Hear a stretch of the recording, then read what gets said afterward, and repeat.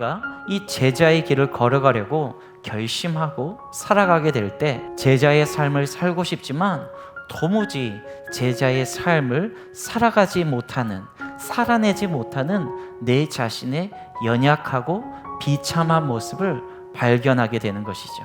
그러면 제자의 삶은 아예 시작해보지도 않고 그렇게 우리의 욕심대로 이 땅을 살아가야 될까요? 아니죠.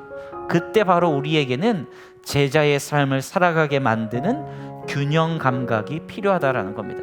하나는 뭐냐? 제자의 삶, 이 제자의 본질을 절대로 포기하지 않는 겁니다.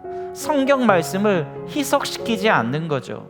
포기하지 않고 말씀대로 살아가는 거죠. 그러나 동시에 내 힘으로는 도저히 제자의 삶을 살아갈 수 없는 연약한 존재임을 인정해야 된다라는 거죠.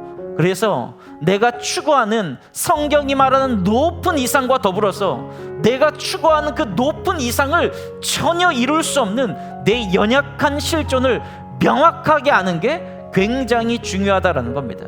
사도 바울은 오늘 본문에서 그것을 이렇게 표현합니다. 나는 선을 행하고 괜찮은 삶을 살고 싶은데 내 삶의 현실은 죄의 시궁창에서 뒹굴고 있다라는 거예요. 그런데 여러분, 이게 사실이라는 겁니다.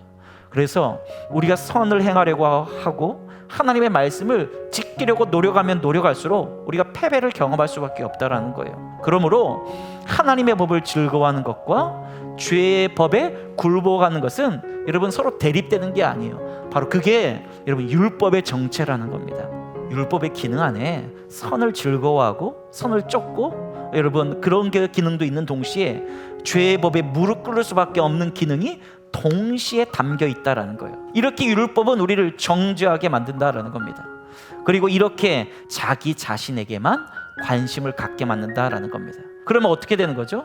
내 진정한 관심, 내 신앙의 관심은 오로지 내 옳음을 증명하는 수단으로 변질되는 거죠. 그래서 나에게 새로운 법이 필요하다는 것을 깨닫게 됩니다. 그 새로운 법을 뭐라고 이야기하고 있죠, 여러분?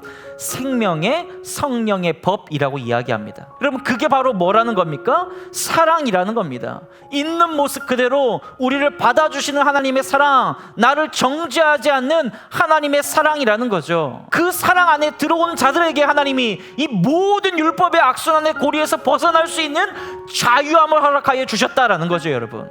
하나님이 사랑의 법 안에 우리를 초대해 주셔서 그 사랑의 법이 나를 지배함을 통해 우리가 또 다른 사람을 위하여서 내 목숨까지도 내어놓을 수 있는 하나님의 비전을 향하여 살아갈 수 있는 제자의 삶을 살아갈 수 있게 된다라는 겁니다.